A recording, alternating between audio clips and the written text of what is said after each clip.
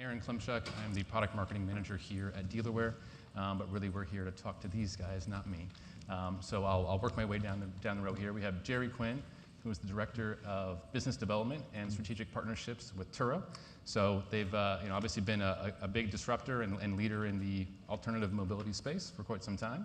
And we have Cody Tomczyk, Senior Vice President at Force Marketing, right? So really helping dealerships with some innovative and great products and solutions for marketing. And last but not least, we have Brice Englert, and CEO and founder of TradePending, right? So really helping dealers maximize ROI on all of their pre-owned vehicles. Cool. So really good panel here today. Really excited for it. And keep things interesting and exciting. So first thing we want to talk about here, obviously we're talking about maximizing customer lifetime value, right? And we want to think about every customer. How do we maximize every customer's value? But we know that not all customers are built equally, right? So how do we really figure out who are those really high-value customers? And what are the tools we use or signs that might come up that helps identify those customers? Who wants to start? Well, I guess I'll start here. And full disclosure, I've never actually worked in a dealership, but I've been in plenty of them, so for what that means anyway. So as far as targeting the highest value customers, I came across this saying recently: invest in your customers and they'll invest in you. So obviously retention, who are your customers that are retained? You know, you're in, you're out. What are we doing to make sure we take care of our customers that are so loyal to us? And just things I heard today here, simple things like when we talk about putting them in a service loan or a rental, you know, they're in a Ford Explorer, they're in a Ford dealership, you know, they go down to Enterprise and they're getting a Grand Cherokee. Not good. So yeah, it's knowing the customer, it's meeting all their needs, it's communicating with them in the way they want. It's here at Turo, we say, you know, drive the vehicle you need, or sorry, own the vehicle you need, but drive the vehicle you want. What about those customers that may be in one of your OEM's EVs, but he or she wants to go up to the mountains, needs a Jeep? Well, maybe that's a solution right there. Have a vehicle for them to meet their needs when, you know, they need it for a long weekend or whatever the case may be, or a minivan to take your kids to college. Well, I think we're in a really interesting time right now, right? With the inventory scarcity has certainly done a lot to impact customer and brand loyalty to the negative, right? And I don't think that's anybody's fault, right? When people need cars, they need options, and there's not a ton of options. You're going to have people jumping from brand to brand. I think the last IHS brand loyalty numbers I saw, 5 of the 36 brands were up year over year in brand loyalty, right? And 2 of those being lower volume like Maserati and Genesis.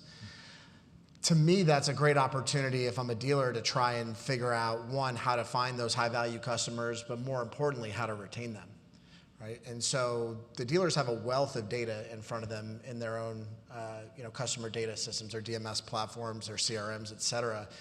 I think the challenge is if I'm a dealer and I'm running one of these businesses, I'm worried about inventory, employees, and the whole 9 yards.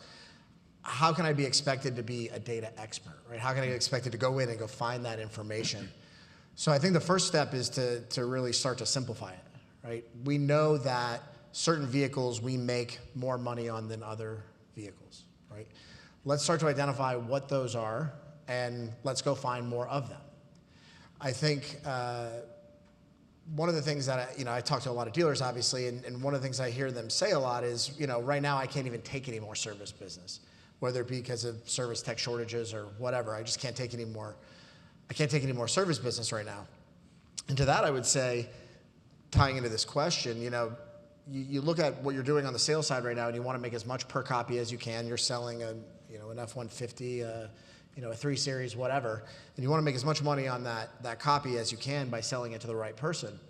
Well, why not treat your service lane and your customers the same way? Let's get the highest value customers in there so that we can not only retain them and build that long-term relationship, but make as much money on that transaction, as we can in real time. Great point. And you brought up the fact of, bringing out vehicles that are going to bring in more money than others? And maybe, Brice, is that something that you see in terms of pre-owned vehicles, trades, things like that? How can we help really target those high-value customers? It is, obviously, the sales department feeds the service department, and I'll come back to that point. And the service department should be feeding the sales department. So TradePending, our customers know us for our products and the simple ROI they have, but really we're a data company there to communicate information between dealers and consumers. Our founding belief is the more that we can tell you about your car, the more confident you are going to be to retain, continue to work with me as a dealership, and ideally give me an opportunity to purchase that vehicle when it comes time for you to replace it. So a couple cool stats. I think it's been a few years since I ran a fixed ops business or marketing business, but I think the magic number was 3. That's the number of times a customer should service with you, and they're twice as likely to then purchase that next vehicle from you. So how do you track that? How do you seek that goal? What do you do to be able to get that customer back for that third service appointment? The next number, 70% of the used cars you retail came from trade. So that is the most vital source of your used vehicle department, which feeds so many other profit centers. So when we talk about trade going forward, that's a huge risk for dealerships, because how many other companies want that consumer-owned vehicle? Everyone. Carvana wants it, CarMax wants it, the independent wants it, the competing dealer wants it. And so the fact that you've got a relationship with the consumer and their vehicle, the more you share, the better you treat, that is gold. So you've got to protect that asset. Don't treat them as an equity opportunity like we may have 10 years ago or 5 years ago. Treat them as you would want to be treated, as someone to educate about this asset they own. Coach them on how to maintain that asset really well, and give them the information that they need to know when it's time to replace that asset. Maximize the value, maximize your relationship, ultimately for the customer lifetime value. Absolutely. I think Brice brings up a good point about the waterfall effect of the relationship to building long-term profitability, right? The customer lifetime value. And I think where we in the dealer world, like where we can get a bit myopic is looking at every transaction independently, right? Like how much can I make off of this transaction right now? And one example that comes to mind based on what Brice is saying is tires, right? Like tires in the dealership historically, you want to do it, right? But it's not a big profit driver, right? Like, you get the wheels off, you can get the alignment, you get the brakes, et cetera. But some of the data that we're seeing, depending on the brand and depending on the market, the customers are a minimum of 4 times more likely to purchase their vehicle from that same dealership if they buy tires from that dealership, right? So looking at it beyond the individual transaction and starting to find within your data those indicators that say, well, I can't just look at this one thing where I might only make 10% margin on this transaction versus 60 or 70% margin on this other service transaction or parts transaction over here. You made me think of something I'll add. I always like looking at a question in the inverse sometimes. So it's like, what can dealerships do to not find and lose high-value customers? I think there's a lot of examples of that going on today. So think about like off-lease experience. I've heard the stories from many dealerships, and I experienced it myself when I was trying to purchase my wife's lease car. First of all, my payoff was like 40. The car is worth at least 60 in retail. I had 0 engagement on the purchase experience. But when I showed up to give them a check for the vehicle, I had a little sheet that had the whole printout of what I owed the lease company, and had the market value lease adjustment. I had a contract to buy the car for 40, and it said 43.5. Just miraculously, the contract was expired. So if you look at it from the inverse, I'm sure there are experiences going on at many dealerships that you can just nix that, because that is going to absolutely challenge customer loyalty, lifetime value, and that's something that, frankly, I think dealers have been trying to figure out for a long time. Like, let's look at it as lifetime value, not transaction opportunity. Yeah. I just went through the same experience. Went to a dealership with a friend of mine, same thing, an Audi store, unfortunately, and it was more about probably the salesperson than the actual brand itself. But unfortunately, he left, and they lost the sale, and probably a customer for life. Yeah. But again, salesperson, one bad actor. So. Yeah. Well, you guys bring up a really good point, right? It's all about this lifetime value. How do we really reduce churn? I know churn maybe is more of a SaaS term, but how do we retain our customers? Any thoughts on ideas and really strategies dealers can start thinking? You bring up that whole point. Let's reduce some of those things we don't need. What are some potential new strategies dealers can start adopting to really help retain customers for a much longer period? I think from our perspective, and this is drawn on a little bit of internal data, one of the companies underneath our family of brands is a lifecycle retention software and communication platform. So we took a look at, towards the end of last year, we took a look at just over 200 Toyota dealers and their DMSs, and looked at their customers relative to the communication coming out of the loyalty programs from Toyota, which in Toyota land is either Toyota Care or OCPE. And it was a bit shocking to me that on average, only about 40% of the dealer's customer base was getting communicated to from one of these programs. You say, wow, that's obviously not ideal. I don't want to only be talking to 40% of my customers. So when you start to dig a little bit deeper, you realize that, well, one, anybody who's off-brand is not getting communicated with, right? So all used cars, gone.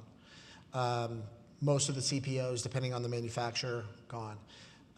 If they're outside of my PMA, they're gone from my communication. If they are inactive, meaning they haven't had a transaction in the last 13 months, gone.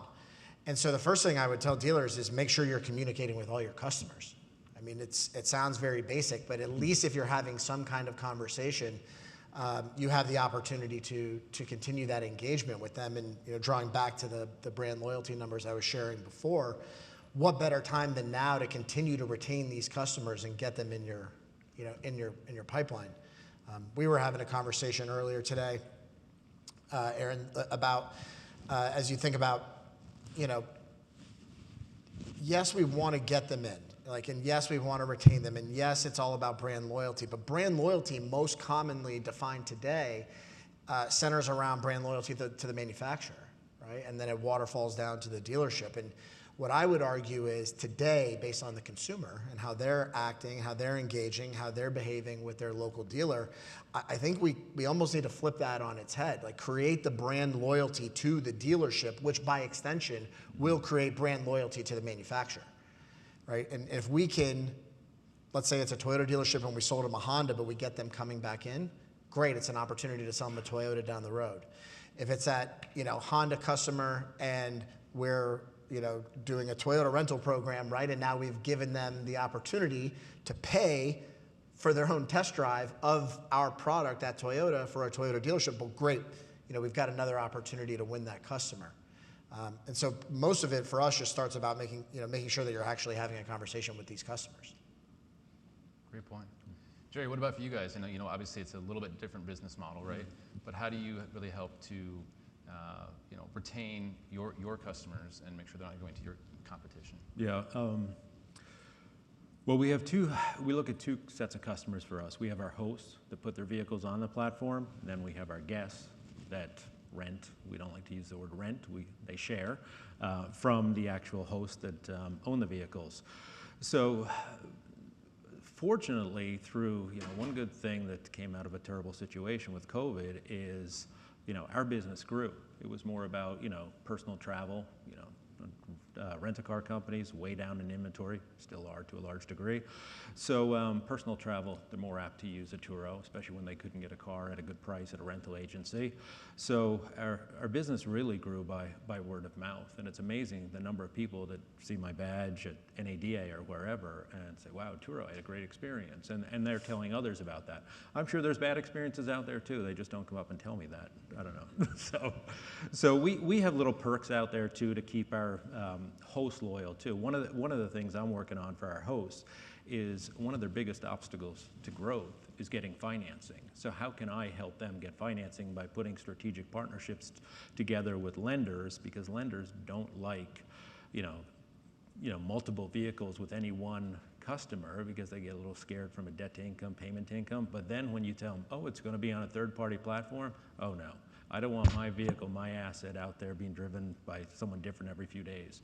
So it's building, I will say, legitimizing the hosts in the eyes of the lenders. And by doing that and helping our hosts acquire vehicles, it's building almost like a franchise model to keep them loyal, keep them growing. And then from the guest perspective, there's all kinds of communication we have with our guests once they've been a guest, or even if they go on to the Turo platform but don't proceed, how are we communicating with them? And we do a lot of it to make sure that they go through with the transaction, they consider us, and if they go through with it, how do we get them back for a second, third, fifth rental, whatever the case may be. And we're always reaching out to them with offers, 5% savings, and we just launched on Kayak recently, so that's another way to bring in guests. And then also we have a deal with Delta now and American Express. Wow. So, expanding. yeah. Very cool. Yeah, so everyone loves Delta points, and I'm glad we've got a marketer on the panel, for this, because I think everything you said is exactly right. Before I started TradePending, and as I say, left my real job, I was running a service marketing business. It's Auto Revenue, at Udo Revenue. Anybody remember that company? Anyhow, we had about 900 customers and did a lot of service marketing, and the key for Auto Revenue success in our eyes of our customers was exactly what you're talking about, filling in all the blanks. Back in the day, OEMs didn't do any communication; they sent out direct mail pieces, and so we complemented, with email. But you have to be communicating with everyone, and we used to measure lost souls quite regularly. So those are the folks who hadn't serviced with you in over a year. They went somewhere. We know this, right? And when I look at the word churn, I think about my business as a SaaS company, and I challenge every dealership: why had those people left you? Do you know? Have you ever asked them? For us, in my business, we measure every customer that left. We'd love to get them back. We challenge to get them back. But we want to know exactly why they left, and we document that. We bucket them in their eyes, not our eyes. Like, oh, they made a bad decision. They're just, or the competition showed them something shiny. We need to understand, from their eyes, why did they leave? And so what we found oftentimes was education and training. They just didn't understand what was available to them. And so I challenge dealers too. Anyone who hadn't been in it 365 days, day 366, reach out to them, survey them, just ask them, quick, simple question. Choose one of the following, 4 or so. And then, what do you do with that information? Well, you try to improve. And I think we'd find a lot of times it is education, it's convenience. That's one word that we keep talking about today that I think is really important as we get lazier and lazier and lazier as humankind.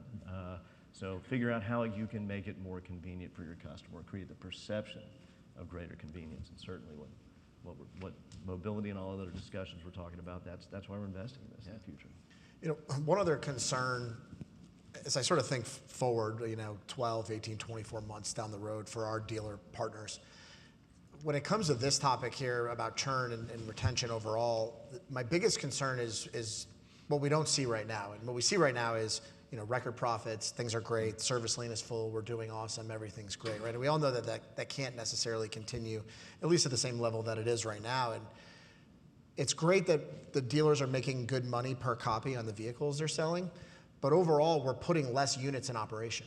And by putting less units in operation, we are shrinking our pool of customers to retain long term. So I believe that we need to focus even more on it today. So when a dealer tells me, like, look, I can't take any more service business right now, and my response is we have to find a way, because we cannot let these customers go. We cannot let them out of our business, because while you're great and happy and profitable now, 24 months from now, this could pose a significant threat. You bring up a great point. We can't afford to lose customers right now, because we know that once they're gone, the likelihood of them coming back is pretty small. And also the fact, Brice, that you guys are really analyzing, okay, what are those reasons that you've defected or left or not come back? And I think we need to think about too, there are some things that are totally out of our control, right? A lot of things we can control, but some things that are out of our control. So anything that maybe things that you guys have experienced that are out of your control that we can't necessarily account for, we can account for but can't control, and then how do we potentially mitigate that loss or figure out how to go around that? Candidly, I think if you're a dealer, the only things that are outside of your control when it comes to losing customers is if they die or move. Mm-hmm. I mean, I hate to put it as cold as that, but you have an opportunity to retain every single customer that transacts with you, be it on the sales or service side. I think anything else is just, sort of justifying or accepting that there's inherently going to be churn, but I don't think that means that it's outside of our control. But even staying in touch with that customer, and yes, unfortunately, dying or moving can't avoid that. But if someone does move, look at all the digital purchases and deliveries cross country right now. Customers buying all over the place. If you have a good relationship with that customer and they want another Jeep or whatever it may be, deliver it right to them. So, and then you never know when they're going to come back. They're going to talk to family that still live in the area or friends, and great experience. Hopefully, you will at least get some value out of that customer. Yeah, great point. Anything else potentially? No, I'd just reiterate exactly what you said. I mean, this void is something out of our control. We can't sell as many units as we did 2 years ago because we don't have the supply. Okay, so what? Do you ignore it? No. If you had a 40%, whatever it is, sales to first service appointment success rate 2 years ago, what does that percent have to be in a year, given the decline in unit sales, to be able to maintain the same introductions to our service department? Right, 60%, 70%. So you've got to be able to measure these things, I think, very clearly, set goals, get your teams obviously motivated and incentivized around that, because that void, is going to create just a huge need for improved convenience, success, and fixed ops in the next 3-4 years. Yeah, I mean, that first service appointment is huge. I mean, there's tons of stats around that. Yeah. Lots of brands and industry stats around that. I shared this story of a dealer we've worked with for a really long time, a really high volume Honda dealership in New Jersey, where, in peak season, they're doing 6,000-7,000 CPROs a month. I mean, a really big operation. And one of the things that they still do to this day, and, back then it was, go over to Staples or Office Max. Today it's ordered on Amazon. But they would buy these red clipboards in bulk. And when the person purchased a vehicle, they'd walk them over to make their first service appointment, but they'd be carrying a red clipboard. And everybody in the dealership knew that person just bought a vehicle. And it was like, hey, welcome to the family. It's so good to have you. Thank you for coming in. We really appreciate your business. And what was a $100 quarterly expense significantly contributed to that experience, right? And it, I think Chris was saying it in his last thing, you don't have to have all the fanciest tools and all the fanciest software, in your business. It's just about making sure that customer experience is unmatched, and like I said before, building that brand loyalty or that brand equity with you, the dealership, not necessarily the manufacturer, which by extension they'll naturally benefit from you doing a good job with your customers.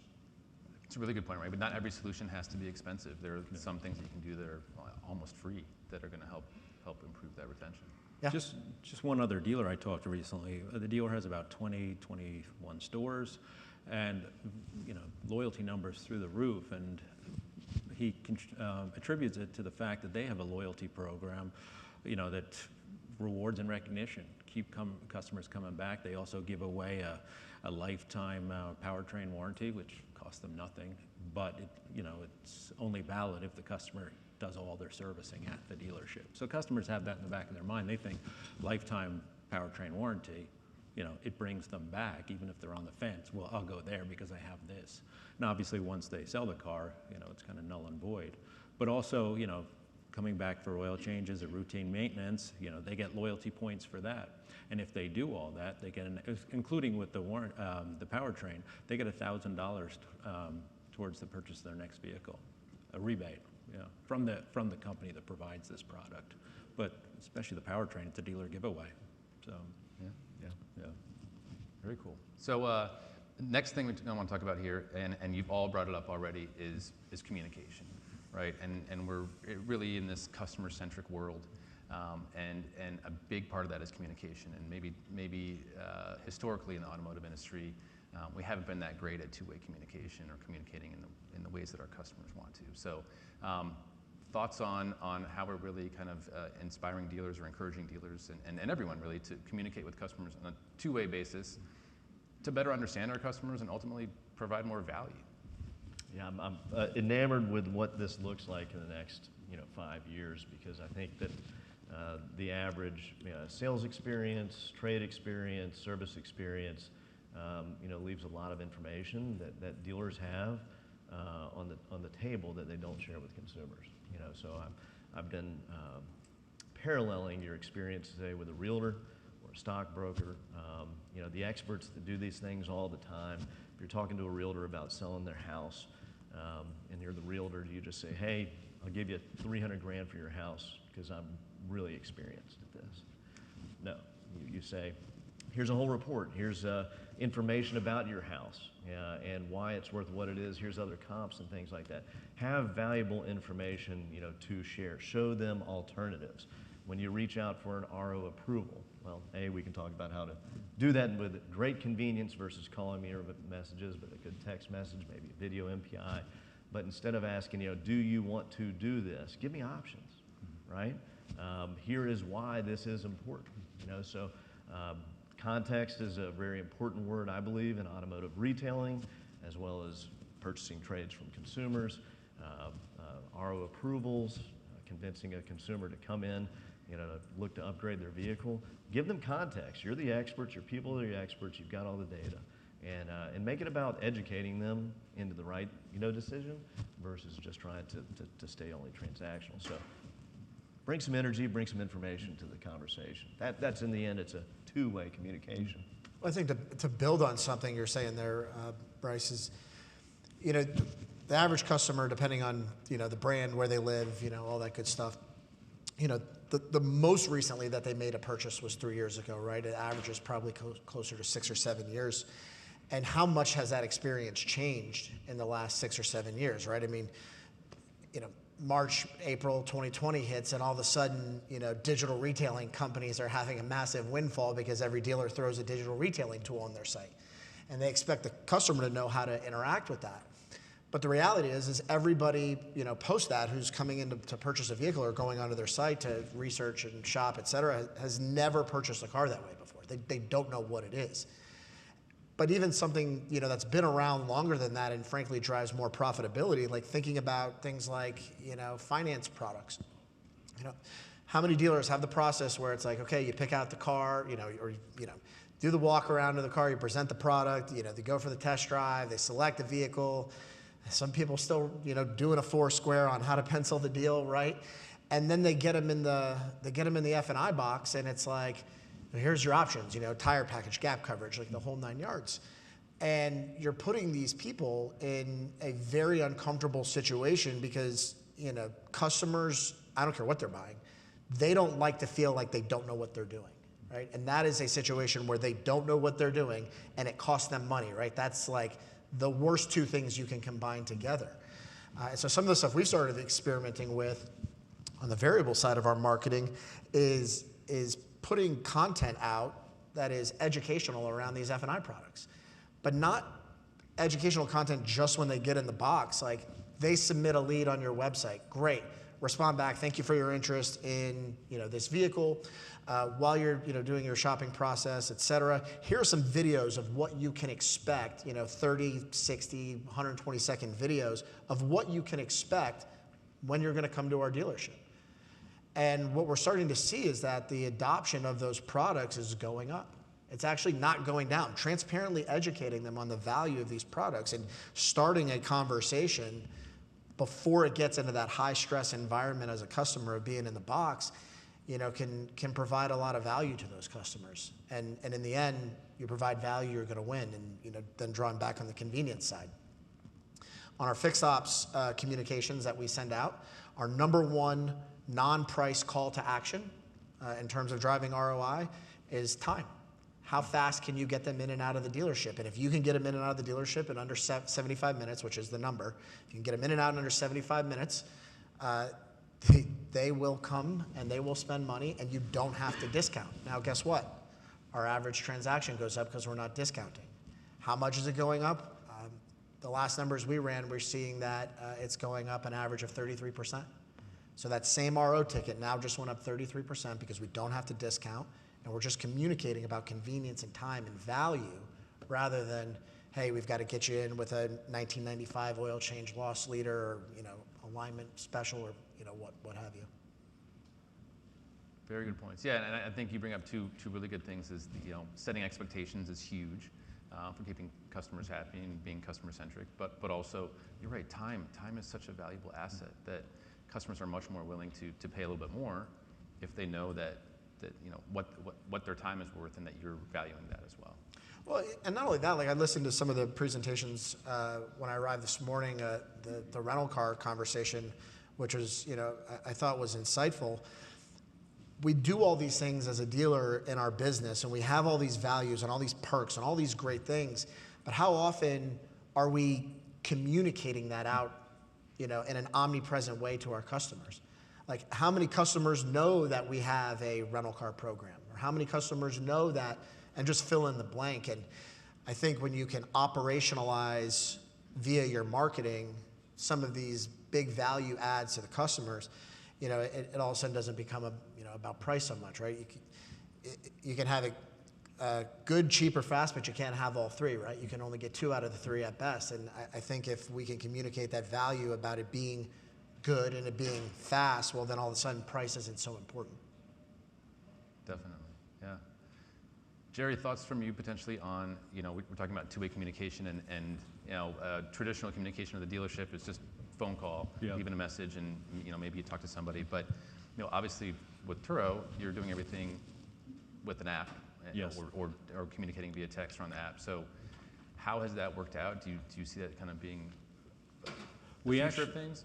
We actually have the app, and that's the primary communication mode. However, we do have, just in Phoenix alone, about 200 account managers. You're out there and you get a fender bender, any kind of accident, vehicle stolen. You're not actually calling the host. You're calling an account manager to walk you through the whole process. And it's 24/7. Yes, we do have some, I think it's from 9 p.m. Eastern to 5 a.m. We have folks overseas that are well-versed on Turo. Obviously, they have to meet our high standards, and they walk you through the whole process. So it's not just the app, because if you're in an accident and you're nervous and stumbling around, it's probably easier just to talk to somebody, to have you walked right through it. So, One other thought on this question here is, obviously, I think we all know that data is one of the most valuable assets we have, right? I mean, Brice said he's a data company, right? Not a software company, right? They're all in the data business. Making sure that we're updating and collecting that information from the consumer is also a great way, a real basic way that doesn't cost any money to make sure that we're able to continue communicating with them in the way that they want to be communicated with. But then not betraying that ask and not communicating with them in ways they don't want to be communicated with, and whether that be the type of communication, phone, email, text, et cetera, or more importantly, the frequency of that communication. I think one of the things that we're always talking about with dealers is the average dealer, has 7 or 8 different marketing vendors.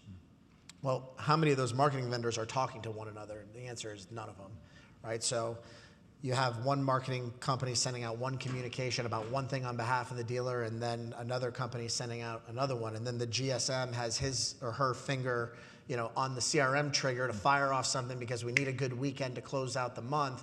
And then before you know it, you're receiving opt-outs and creating a bad customer experience. And, at that point, you might as well be lighting $100 bills on fire. That's a really good point, right? Over-communication can sometimes be detrimental to retaining your customers and keeping them happy. Yeah. Yeah.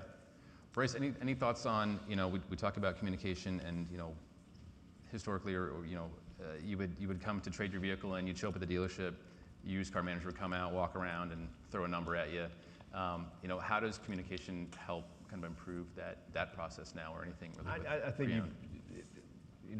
I certainly envision something different than what we all know and kind of loathe as consumers. Where I show up and my keys go away, and then I'm sitting there for 20 minutes waiting for somebody to come back, with a number written on a piece of paper. And I'm looking at that, and I'm really well researched. I've looked up the value before I even arrived, and that number seems really wrong, right? So I'm in a pressure cooker there. So, how do we get to a future where it's participatory? It's hey Brice, let me run some data on your vehicle. While we're doing that, why don't you answer this app? I'm going to send you a link. Boom, boom, boom. Answer some questions. You're going to get a guaranteed offer from us. Maybe able to sweeten that after we take it back to the shop, and look at how good or condition it may be. But how do we engage consumers as being part of the process versus them just being a victim, of the process, I should say. Yeah. Well, like utilizing transparency to create trust, right? Like at the end of the day, they just want the honest information. We used to do some work years ago with Dean Evans before he left Hyundai, and he hit the nail on the head. I have to give him credit for it. He said, we as an industry, starting with the manufacturers, the regional associations where they still exist, down to the dealers, we're our own worst enemies sometimes when it comes to creating these price-minded customers before they walk into the door. Right. Like, we don't have to make it all about price. We don't have to make it all about discounts. We can build value through transparency, through convenience, meeting them where they are, which ultimately is not only going to increase profitability, but long-term retention. So what happened, we positioned with salespeople like it's not about price, you got to talk about value, and you talk about other things. I got entire products built on that fact. And a lot of dealers, understood that, but how do you coach it? Well, you've got to talk about, what makes that car unique or what position it's in the market. Fast forward, and guess what? The pandemic taught us all how to do that. Because when the customer calls you and asks, would you take this for that car? Your answer is, I'm going to sell it in the next few days anyway.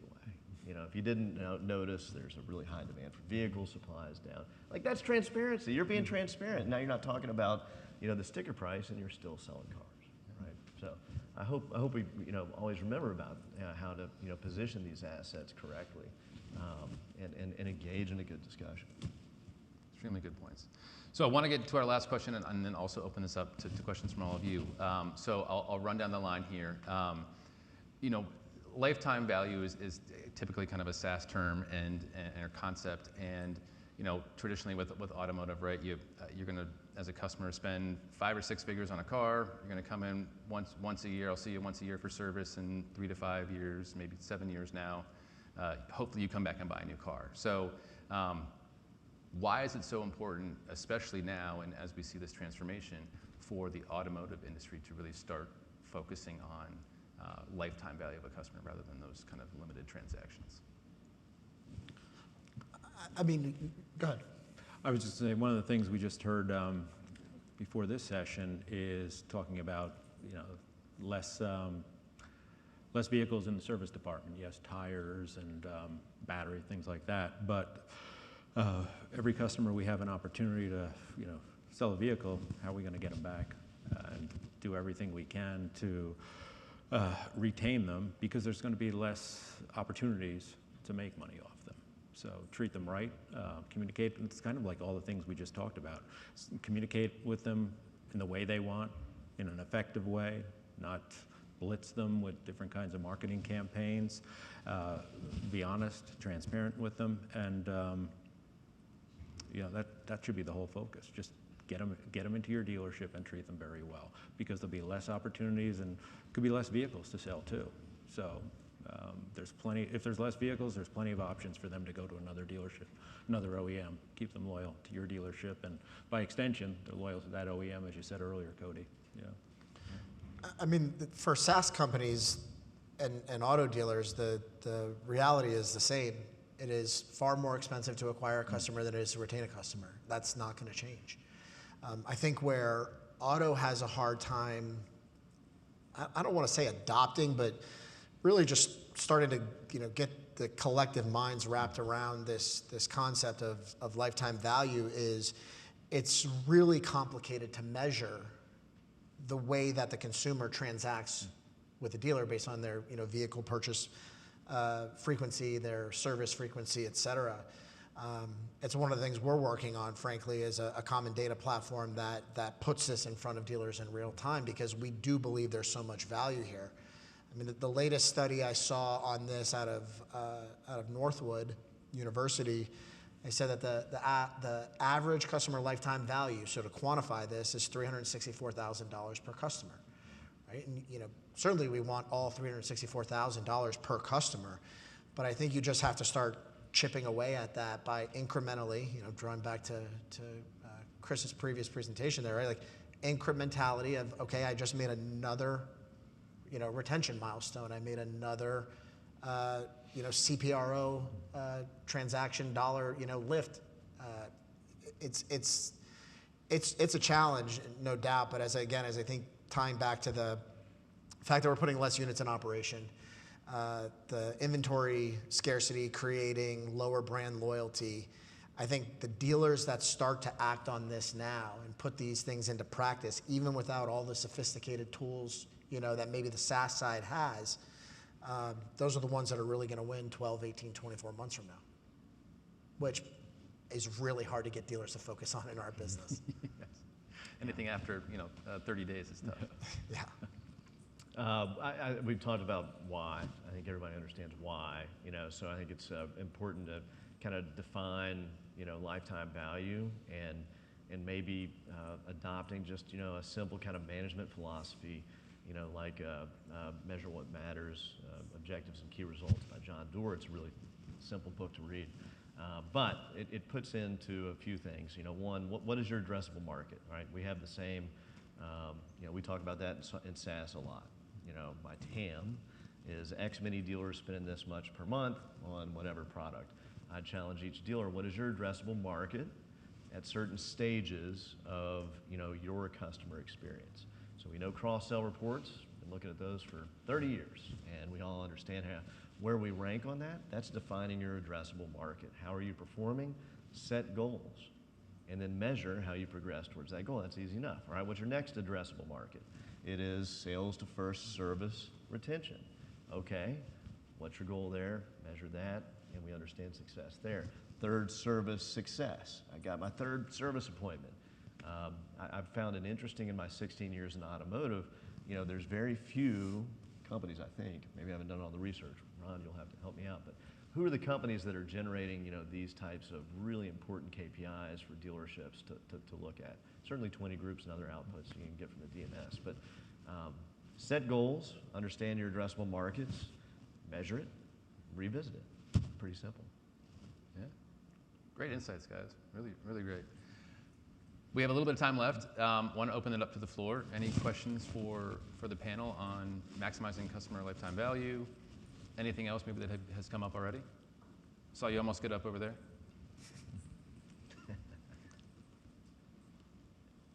Anyone? All right, we got one over here. I'll also demonstrate where the microphone Yes, is. sorry, the microphone has moved as well. Yeah, I was really interested, Gerry, to hear you say that you guys have recently integrated with Kayak and a couple other sources of business. I was just wondering what your thoughts are on how willing your customers or traditional rental customers are to just pay that little bit extra, get themselves to the Turo host. Because, personally, I think it's a much better experience than waiting in line. Like Chris Sutton said, being shuttled to a few other places. Are you doing some good capture from that integration? We are. Just last week in Phoenix, or a couple of weeks ago, I did Turo, obviously, and it was brought right to me at the airport, curbside. He handed me the keys. I took a couple of pictures, and off he went. I assume he took a Lyft or an Uber home. I don't know, but I had the car. You could be sitting at the airport still. Yeah. He wasn't there when I took it back. Okay. When I took it back, I just parked it in short-term parking right at the airport. Took a picture of the space number, loaded it on the app, and sent it to him. And it's such an easy process. So yes, I did pay extra. I think it was an extra $35 for that. But when I had a tight connection or tight schedule, it was worth $100 to me. So That's cool. yeah, and with Delta, we're seeing a big uptick in customers there, frequent flyers from Delta now earning points when they use Turo, and Kayak just getting served up in the Kayak platform has been a wonderful success for us so far, and it's still very, very early days. So, Excellent. All right. So nothing else. So hey, thank you very much, Brice, Cody, Gerry.